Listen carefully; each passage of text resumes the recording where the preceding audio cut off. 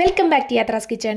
വെറും 10 മിനിറ്റ് കൊണ്ട് ഇത്രയ്ക്കും ടേസ്റ്റി ആയിട്ടുള്ള ഒരു കറിയോ ഒന്ന് ചിന്തിച്ചു പോകും. ഒരിക്കലെങ്കിലും ഇതൊന്ന് ഉണ്ടാക്കി നോക്കിയിട്ടുണ്ടെങ്കിൽ വലിയ ചിലവൊന്നുമില്ല, വളരെ സിമ്പിളായിട്ടാണ്, വളരെ ടേസ്റ്റിയാണ്. നമ്മളപ്പോൾ എടുത്തിരിക്കുന്നത് കുറച്ച് വെണ്ടയ്ക്കയാണ് കേട്ടോ. അപ്പോൾ വെണ്ടയ്ക്ക നമ്മളിവിടെ ഒന്ന് അരിഞ്ഞെടുത്തിട്ടുണ്ട്.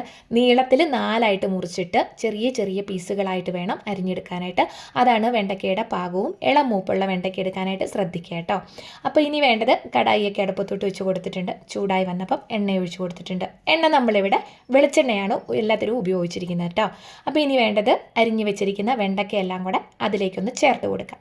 അതൊന്ന് വഴന്നു വരാൻ ആവശ്യത്തിനുള്ള ഒരു സ്വല്പം ഉപ്പും കൂടെ ചേർത്ത് കൊടുത്തിട്ട് ലോ ടു മീഡിയം ഫ്ലെയിമിലിട്ട് നന്നായിട്ടൊന്ന് ഇളക്കി കൊടുത്തുകൊണ്ടേയിരിക്കണം. വെണ്ടയ്ക്കയുടെ ഒരു പശപശപ്പുണ്ടല്ലോ, അതൊന്ന് വലിഞ്ഞു പോയി എല്ലാം ഒന്ന് റെഡിയാക്കിയിട്ടണം.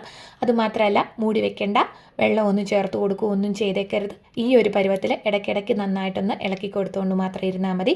3/4 വേവ്, അതാണ് വെണ്ടയ്ക്കയുടെ വേവിൻ്റെ പാകം. അങ്ങനെ എല്ലാം റെഡിയായി വന്നിട്ടുണ്ട്. ഇനി ഒരു ചട്ടി അടുപ്പത്തോട്ട് വെച്ച് കൊടുത്തിട്ടുണ്ട്. ചൂടായി വന്നപ്പം വെളിച്ചെണ്ണ തന്നെയാണ് ചേർത്ത് കൊടുത്തിരിക്കുന്നത്. എണ്ണ ചൂടായി വന്നതിന് ശേഷം കടുക് കുറച്ച് ചേർത്ത് കൊടുക്കാം. ഒന്ന് പൊട്ടി വന്നോട്ടെ. എന്നിട്ട് നല്ല ജീരകം ചേർത്ത് കൊടുക്കണം. ചെറിയ ജീരകം ഉണ്ടല്ലോ, അതാണ് കേട്ടോ. അപ്പോൾ 1/2 ടീസ്പൂൺ ജീരകമാണ് നമ്മളിവിടെ ചേർത്ത് കൊടുത്തിരിക്കുന്നത്. അതും ഈ പറഞ്ഞ പോലെ ഒന്ന് ഇളക്കി കൊടുത്തോളൂ. ഒന്ന് പൊട്ടിയെല്ലാം ഒന്ന് റെഡിയായി വന്നോട്ടെ. ഇനി അതിലേക്ക് വറ്റൽ മുളകും കുറച്ച് കറിവേപ്പിലയും കൂടെ നമ്മൾ ചേർത്ത് കൊടുക്കുന്നുണ്ട്. അപ്പോൾ അതും കൂടെ ഒന്ന് ഇളക്കി കൊടുക്കണേ. ഇനി ഇതിലേക്ക് നമുക്ക് ആദ്യം തന്നെ കുറച്ച് പൊടികൾ ചേർത്ത് കൊടുക്കാം കേട്ടോ. അപ്പോൾ മല്ലിപ്പൊടിയും ഒരു 1/4 ടീസ്പൂൺ മഞ്ഞൾപ്പൊടിയും കൂടിയാണ് ചേർത്ത് കൊടുത്തിരിക്കുന്നത്. മല്ലിപ്പൊടി നമ്മൾ 1 ടീസ്പൂണാണ് ഇവിടെ ഉപയോഗിച്ചിരിക്കുന്നത്.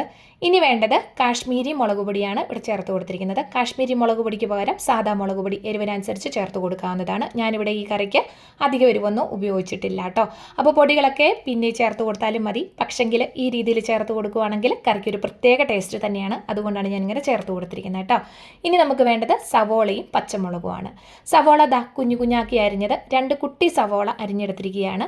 അതിൻ്റെ കൂടെ ഒരു പച്ചമുളക് മാത്രം ഉപയോഗിച്ചിരിക്കുന്നത്. ഒരു കുഞ്ഞി കഷ്ണം ഇഞ്ചി കൊത്തി എരിഞ്ഞും കൂടെ എടുത്തിട്ടുണ്ട്. ഇനി ഇതെല്ലാം കൂടെ കൂട്ടി ഒന്ന് വഴറ്റി കൊടുത്തോളൂ. പൊടി ആദ്യം ഇട്ട് കൊടുത്തോണ്ട് ഒരു നുള്ളുപ്പും ആ സവോളയൊന്ന് വഴന്നു വരാൻ പാകത്തിനായിട്ട് ഇതുപോലെ ഇട്ടിട്ട് അതും ഈ പറഞ്ഞ പോലെ ഒന്ന് ഇളക്കി കൊടുക്കുക.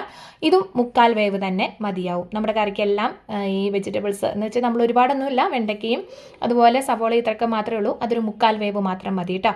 അപ്പം ഇത് ലോ ഫ്ലെയിമിൽ ഇട്ടിട്ടാണ് ഞാനിത് ചെയ്തെടുത്തിരിക്കുന്നത്. നന്നായിട്ടൊന്ന് ഇളക്കി കൊടുത്തുകൊണ്ടേയിരുന്നോളുക. അങ്ങനെ മസാലക്കൂട്ടുകൾ എല്ലാം ഒന്ന് എന്ന് വെച്ചിട്ടുണ്ടെങ്കിൽ ആദ്യം ചേർത്ത് കൊടുത്ത കൂട്ടുകളെല്ലാം ഒന്ന് റെഡിയായി വന്നിട്ടുണ്ട്. കാണുമ്പോൾ തന്നെ മനസ്സിലാവും. ഇനി വഴറ്റി മാറ്റി വെച്ചിരിക്കുന്ന വെണ്ടയ്ക്കയും കൂടെ ഇതിലേക്ക് ചേർത്ത് കൊടുക്കാം.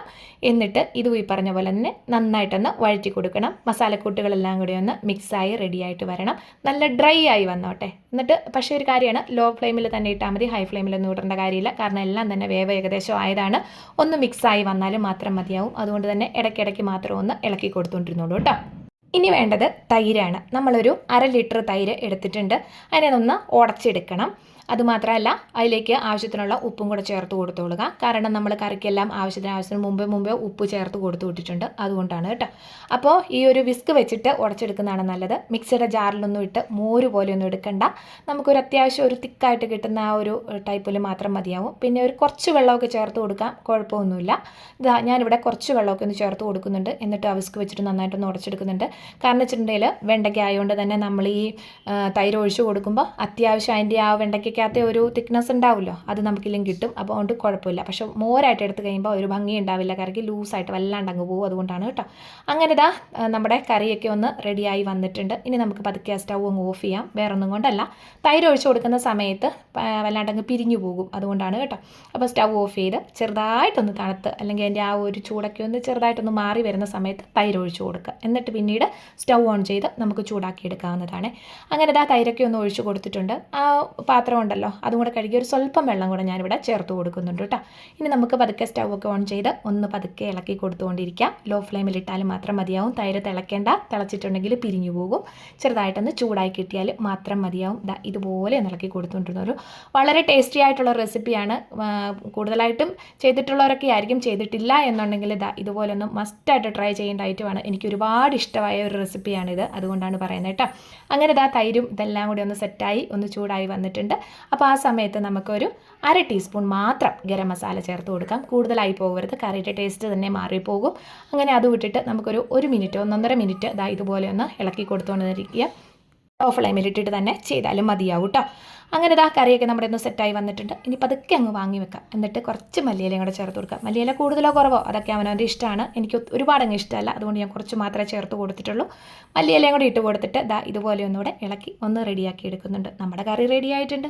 എത്ര നേരം എടുത്തു? വെറും 10 മിനിറ്റ് അതിൻ്റെ മാത്രം ആവശ്യമുള്ളൂ. വളരെ ടേസ്റ്റി ആയിട്ടുള്ള റെസിപ്പിയാണ്. ഒരിക്കലെങ്കിലും ട്രൈ ചെയ്ത് നോക്കണം എല്ലാവരും തന്നെ.